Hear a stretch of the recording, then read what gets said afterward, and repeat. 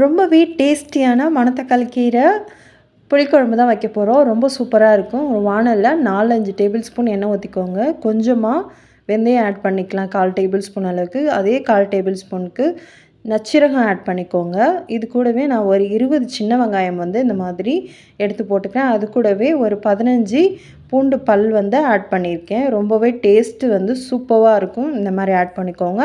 லைட்டாக இந்த எண்ணெயிலே நம்ம நல்லா வறுத்து விட்டுக்கலாம். இது கூடவே பார்த்திங்கன்னா நம்ம மணத்தக்காளி கீரையை நல்லா எடுத்து ரிமூவ் பண்ணி வச்சுருக்கோம். கீரையை மட்டும் தனியாக அதை ஆட் பண்ணிக்கலாம். இது கூட மணத்தக்காளி கூட இருந்தால் கூட இதிலே ஆட் பண்ணிக்கலாம். ரொம்ப சூப்பராக இருக்கும்.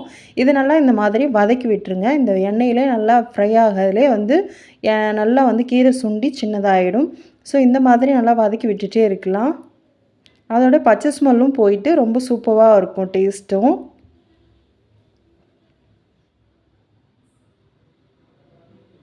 ஒரு குட்டி நெல்லிக்காய் சைஸ் அளவுக்கு புளி எடுத்து லைட்டாக நல்லா கரைச்சி இதோட ஊற்றிக்கலாம். இதை நல்லா மிக்ஸ் பண்ணி விட்டுடலாம். நல்லா மிக்ஸ் பண்ணி விட்டுட்டு இதுக்கு தேவையான அளவுக்கு மிளகாத்தூள் ஆட் பண்ணிக்கேன். நான் கொஞ்சம் ஸ்பைசஸ் கொஞ்சம் கூட தான் ஆட் பண்ணிக்கிறேன். 2 டேபிள் ஸ்பூன் அளவுக்கு. உங்களுக்கு வேணுன்னா ஸ்கிப் பண்ணிவிட்டு 1.5 டேபிள் ஸ்பூன் அளவுக்காவது ஆட் பண்ணிக்கோங்க. அப்போ தான் டேஸ்ட் சூப்பராக இருக்கும். இது கூடவே இன்னும் கொஞ்சம் தண்ணி ஊற்றிட்டு நல்லா மிக்ஸ் பண்ணி விட்டுடுறேன்.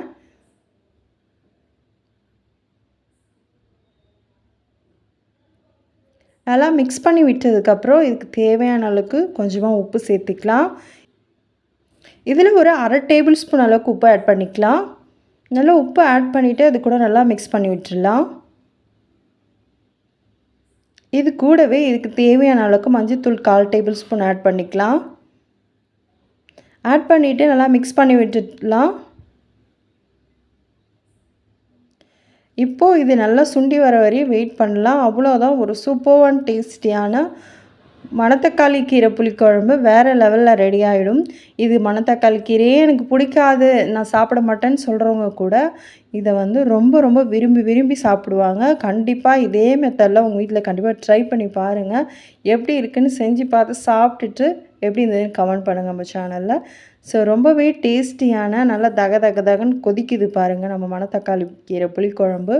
சூப்பரான டேஸ்டியான இந்த மணத்தக்காளி கீரையை நீங்களும் உங்கள் வீட்டில் கண்டிப்பாக ட்ரை பண்ணி பார்த்துட்டு எப்படி இருந்ததுன்னு கமெண்ட் பண்ணுங்கள்.